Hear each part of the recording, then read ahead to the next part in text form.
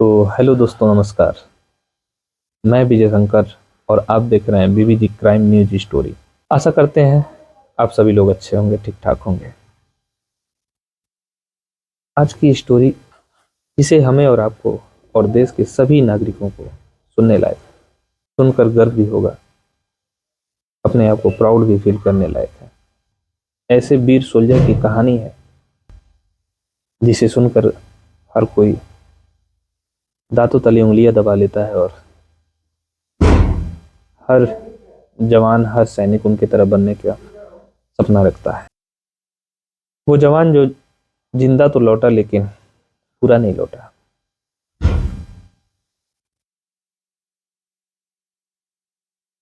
वो रात जब पहाड़ भी कांप रहे थे, ऐसी ठंड जो पहाड़ को कपा देती थी। वही कारगिल की ऊंचाइयों पर रात जल्दी उतरती है, जहां पे हवा नहीं चलती है, जहां चाकू की तरह काटती है। ऑक्सीजन की कमी होता है, तापमान माइनस में रहता है और हर तरफ मौत का एक गंध आता है। उस अंधेरी रात भारतीय सेना की एक छोटी टुकड़ी आगे बढ़ रही थी। हर जवान जानता था कि सुबह देखना नसीब होगा या नहीं होगा, क्या पता। हर एक माँ का बेटा एक देश का सिपाही वहां पे एक कदम आगे ही बढ़ा रहा था। इस कहानी का नायक कोई फिल्म का हीरो नहीं है, वह एक किसान का बेटा है, मिट्टी से जुड़ा हुआ। एक ऐसा जज्बा जो तिरंगे के लिए कुछ भी कर जाने को तैयार था। भर्ती के दिन उसने माँ के पैर छुए थे। माँ ने आंखों में आंसू और दिल में डर छुपाकर कहा था कि बेटा, डर लगे तो भगवान का नाम ले लेना और याद रखना, तू सिर्फ मेरा ही नहीं, देश का भी बेटा है। ज्वाइनिंग होती है, ड्यूटी का सिलसिला चलता है, पोस्टिंग होती है और पोस्ट नंबर 487। आदेश तो छोटा था लेकिन बहुत भारी था। पोस्ट तो हर हाल में लेना था, ये हौसला और ये इरादा बन चुका था। पोस्ट हर हाल में लेना है, किसी भी तरह करके। कोई सवाल नहीं, कोई बहस नहीं। यही भारतीय सेना की पहचान है। पहली गोली बगल के एक जवान पे लगती है, वो वहीं बलिदान हो जाते हैं। जैसी टुकड़ी आगे बढ़ी, दूसरी गोली दुश्मनों ने चलाई। फिर इनके इस साइड के बगल पे एक जवान को लगती है, वो भी वहीं शहीद हो जाते हैं। सामने बर्फ और उस पे पूरा खून।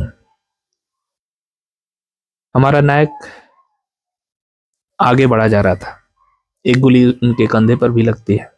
दर्द बहुत असहनीय होता है, लेकिन उसने रेडियो पर बस इतना कहा था कि मैं ठीक हूं और आगे बढ़ रहा हूं।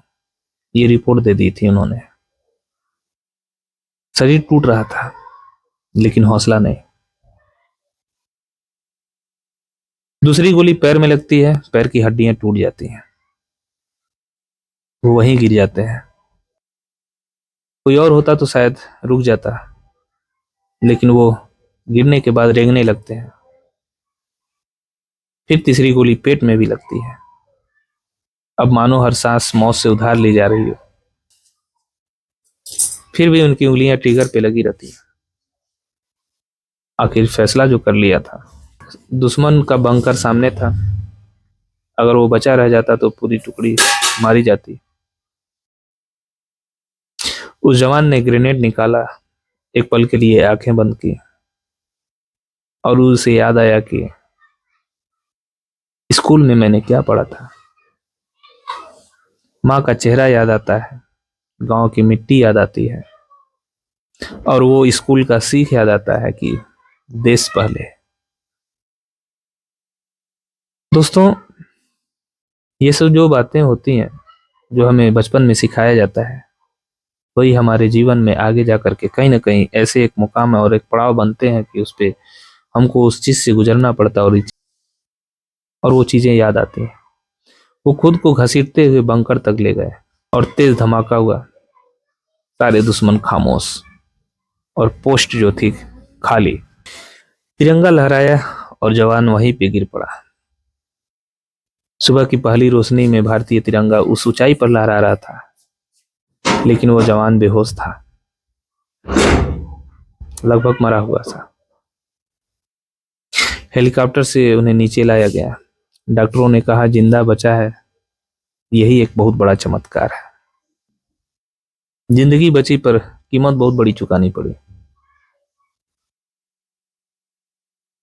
नौजवान जिंदा लौटा, लेकिन एक पैर नहीं थे, एक हाथ नहीं था, और वो पुरानी जिंदगी भी नहीं बची। व्हील चेयर पर बैठा हुआ जवान आज भी हर सुबह तिरंगे को सलाम करता है। मन ही मन नहीं, वो सभी से कहता है अगर फिर मौका मिले तो मैं फिर वही करूंगा। नाम नहीं, जज्बा अमर है।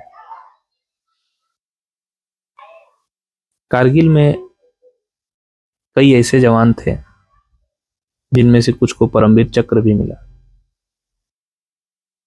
जैसे योगेंद्र सिंह यादव,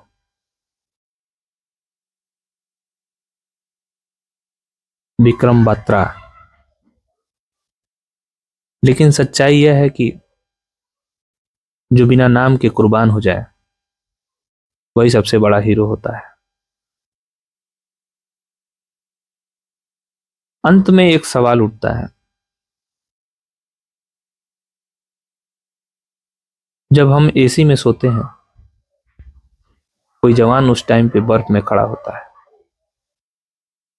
जब हम शिकायत करते हैं, कोई जवान खामोशी से सारा दर्द सहता है।